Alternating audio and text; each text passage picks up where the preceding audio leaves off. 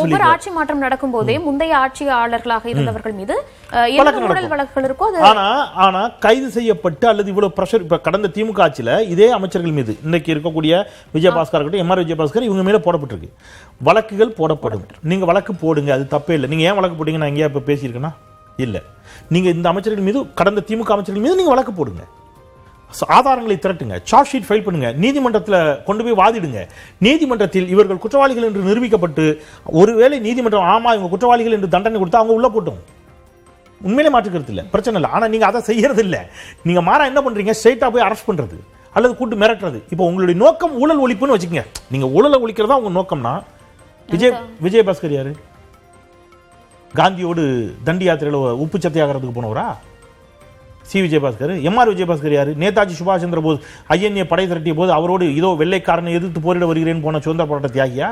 இதற்கு அமைச்சர் நிர்மல்குமார் அவர்கள் என்ன சொல்றாருன்னா, அவர்கள் விருப்பப்பட்டு வர்றாங்க, நாங்க அவங்களை கூப்பிடல, ராஜினாமா செய்து விட்டு வருகிறார்கள். அதே போல அவர்கள் மீது இருந்த இந்த ஊழல் புகார்கள் குற்றச்சாட்டுகள் தொடர்ந்து நடவடிக்கை எடுக்கப்படும், அதுல நாங்க எந்த விதத்திலே தலையிட மாட்டோம் அப்படிங்கிற ஒரு விஷயத்தை அமைச்சர் சொல்லியிருக்காரு. இதை எப்படி புரிஞ்சுக்கிறது? இட்லின்னு சொன்னா சட்னி கூட நம்புது.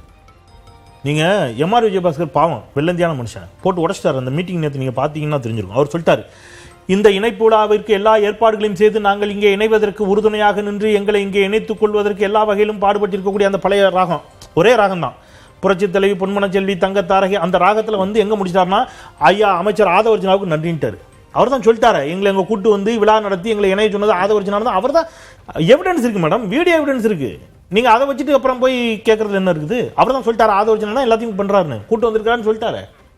இப்ப நீங்க 25 எம்எல்ஏக்கள் உங்களுக்கு ஏன் ஆதரவு கொடுத்தாங்க? நீங்க எடப்பாடி பழனிசாமி சந்திக்காம சிவி சண்முகத்தை போய் பாத்தீங்க? அரசியல் தமிழ்நாட்டில் யாருக்கும் அரசியலே தெரியாது. அப்ப இவங்க எல்லாமே விருப்பப்பட்டோ அதிமுகவில் ஏற்பட்ட உட்கட்சி பிரச்சனை, அங்க தலைமையில இருக்கக்கூடிய அந்த முரண்பாடுகள், இது சார்ந்தெல்லாம் யாரும் வரல, தாவேக அரசு வேண்டுமென்றே இவர்களை தங்கள் பக்கம் ஈர்க்கிறாங்க அப்படிங்கிற ஒரு குற்றச்சாட்டை தான் நீங்க வைக்கிறீங்களா? நீங்க சொல்லுங்க, பாக்குற டி கோட பாக்குற நேர்கள் சொல்லிட்டோம், இவங்க எல்லாம் விருப்பப்பட்டு தான் போறாங்க.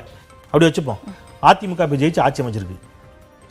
எடப்பாடி பழனிசாமி தலைமையின் கீழ் நம்ம இயங்கிட்டோம், பெரிய தப்பு பண்ணிட்டோம், ஆட்சி அமைஞ்சாலும் இது தப்புங்க அப்படின்னு பதவி விலகிட்டு இப்ப தாவகளை சேர்ந்திருப்பாங்களா? சரி, இப்போ ஒருவேளை திமுக ஆட்சிக்கு வந்துடுச்சு அப்படி வச்சுங்க. இப்ப திமுக ஆட்சி வந்துடுச்சு, இவங்களாம் எங்க போய் சேர்ந்திருப்பாங்க? திமுக தான் போய் சேர்ந்திருப்பாங்க, தாவகளை போய் சேர்ந்துருவாங்களா? திமுக ஒருவேளை சேர முடியல, எனக்கு திமுக வேண்டவே வேண்டாம்னு நினைக்கிறவங்க ஒருவேளை நினைச்சலாம் தாவேகா ரெண்டாவது இடம் வருதுன்னா அடுத்தது தாவேகா வரதுக்கு வாய்ப்பு இருக்குன்னு நினைச்சு தாவேகா நினைச்சலாம். இதே போல ஓபிஎஸ் அவர்கள் திமுகவில் சேர்ந்து எல்லாருக்கும் பொறுத்துங்கிறேன். ஓபிஎஸ் இருக்கட்டும், கடந்த செந்தில் பாலாஜி எல்லாருக்கும் சேர்த்து தான் சொல்றேன். இவங்களாம் ஏன் கம்யூனிஸ்ட் கட்சியில போய் சேரல? இவங்க ஏன் கம்யூனிஸ்ட் கட்சியில போய் சேரல? ஏன் திமுக சேர்ந்தாங்க? திமுக ஆட்சி அமைக்கக்கூடிய வாய்ப்பு இருக்குது, திமுக ஆட்சி அமைக்கும் அந்த நம்பிக்கையில வர்றாங்க.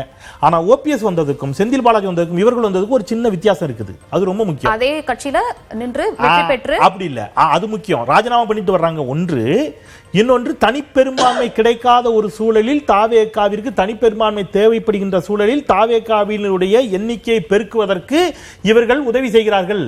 ஓபிஎஸ் திமுக வந்தப்ப அப்படியா? ஓபிஎஸ் என்ன பண்ணாரு? போய் கடைசி வரைக்கும் கெஞ்சினாரு. இங்க எடப்பாடிட்ட என்ன சொன்னாரு? எந்த நிபந்தனையும் வேண்டாம், இனி அதிமுக சேர்த்துக்கிட்டா போதுனாரு. ஓபிஎஸ் அதிமுகவிலிருந்து நீக்கப்பட்டார். என்னை சேர்த்துக்கங்கன்னு மன்றாடினார்.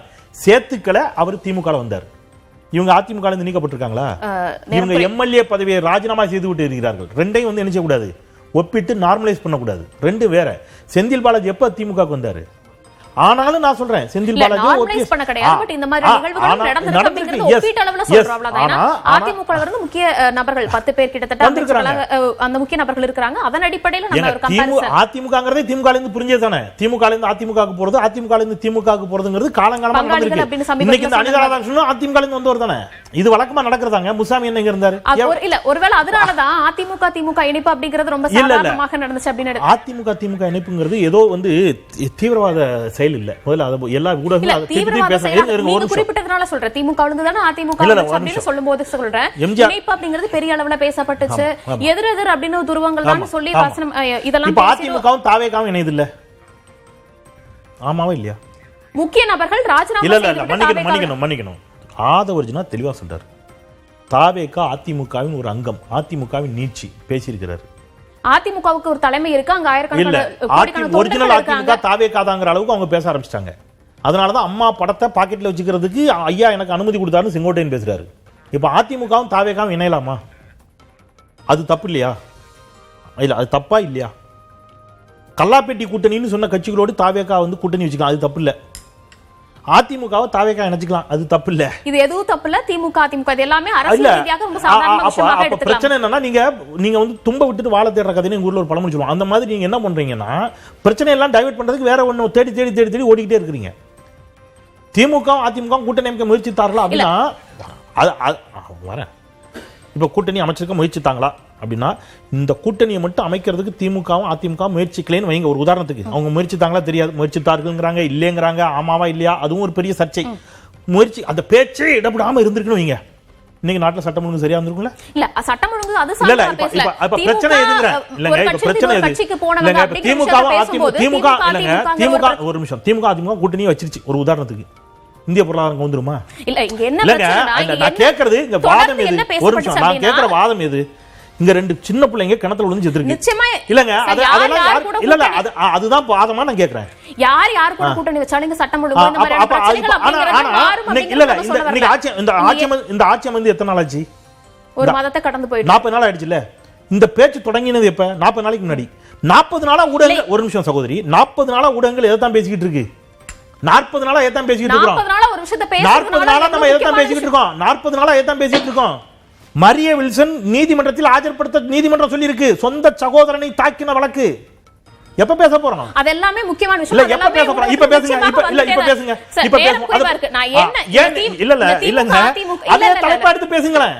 பேசலாம் சார். அதே எப்ப தலைப்பா எடுத்து பேசுங்க. நேரம் குறைவாக இருக்கிறது, நான் முடிச்சு நாளைக்கு பேசுறீங்க, நான் வரேன். பேசலாம் சார். ஒரே நிமிஷம். மரிய வில்சனை பத்தி, போதைப் பொருள் தொடர்பான அமைச்சரை பத்தி இல்ல என்ன பேச விட்டீங்கன்னா நான் பேச விட்டுறேன், அமைதியா விட்டுருவேன். இல்ல ஒரு 2 நிமிஷம், நிகழ்ச்சிக்கான நேரம் ரொம்ப குறைவா இருக்கு. இந்த திமுக அதிமுகங்கிறது ஏன் இவ்வளவு பிரச்சனையா பேசப்பட்டுச்சு அப்படின்னா, இப்பவும் ஏன் அது வந்து விவாதத்துக்கு உட்படுத்தப்படுது அப்படின்னா, திமுகவுல கூட்டணியில் இருந்த கட்சிகள் வெளிப்படையாக ஒவ்வொருத்தராக அதை சொல்லிட்டு வரும்போது அந்த விஷயத்துல அந்த இடத்துல நான் இருந்தேன், என்கிட்ட இவங்க எல்லாம் பேசினாங்க அப்படின்னு வெளிப்படையா சொல்லும்போது தான் பிரச்சனை ஆகுது. அதுல பிரச்சனை இல்லங்கிறது ஒரு வார்த்தை சொல்லிடுறேன். ஒரு வார்த்தை சொல்லிடுறேன்.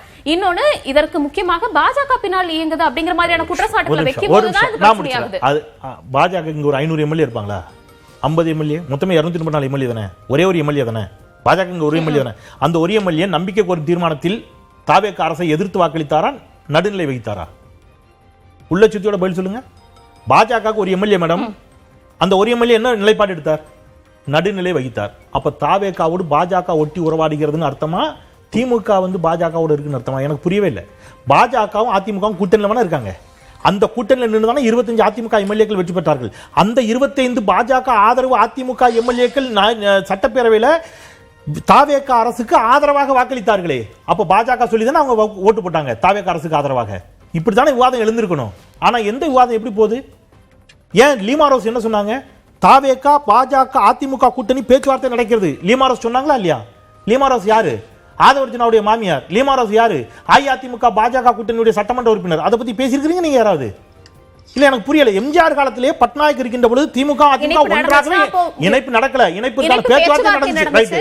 திமுகவிலிருந்து மதிமுக வந்து வெளியே வந்த போது எத்தனை பேர் தீக்குளிச்சாருந்தாங்க தெரியுமா? அந்த மதிமுக திமுக கூட்டணியில இருந்துச்சு. சிபிஐல இருந்து பிரிஞ்சதானே சிபிஎம் ஒரே கூட்டணியில் இருக்குதுல்ல, தேச துரோகம் இல்ல. காங்கிரஸ்ல இருந்து பிரிஞ்சதானே தேசியவாத காங்கிரஸ் தேசியவாத காங்கிரஸ் ஒரே கூட்டணியில் இருக்குதுல்ல. காங்கிரஸும் திரிணாமுல் காங்கிரஸும் ஒரே கூட்டணியில் இருக்குதுல்ல. நாட்டுக்கு எது பிரச்சனையோ அதை பேச மறுப்பது அறமற்ற செயல். நிச்சயமாக பிரச்சனைகள் குறித்து நம்ம பேசுவோம். நேரம் குறைவாக இருக்கிறது. தொடர்ந்து நம்ம பிரச்சனைகள் குறித்து பேசிட்டு தான் வரோம். பேசல அப்படின்னு நிச்சயமாக எடுத்துக்க முடியாது. நான் சொல்லல, உங்களை சொல்ல. நாடு அதை நோக்கி பேரக்கூடாது. நான் புதிய தலைமுறையோ டிகோடியோ சொல்லல. இங்க எல்லா பிரச்சனையும் வாதிக்கப்பட்டிருக்கு. எல்லாத்தையுமே புதிய தலைமுறை பேசியிருக்கிறது, டிகோட் பேசியிருக்கு. நான் அதை மதிக்கிறேன். நான் அதை சொல்லல. நான் சொல்றது இன் ஜெனரலா தாவேகாவினர் இந்த மாதிரி நரேட்டிவ் செட் பண்றாங்க. அது அந்த நரேட்டிவை செட் பண்ணக்கூடாது. கூட்டணி கட்சிகள் அதை பேசக்கூடாதுன்னு சொல்றேன். நீங்க இதை பேசுங்க. நிச்சயமாக தொடர்ந்து பேசலாம். நிகழ்ச்சியில் கலந்து கொண்டு பல்வேறு கருத்துக்களை பகிர்ந்தமைக்கு விருந்தினர்கள் இருவருக்கும் நன்றி. மீண்டும் மற்றொரு நிகழ்ச்சியில் சந்திப்போம்.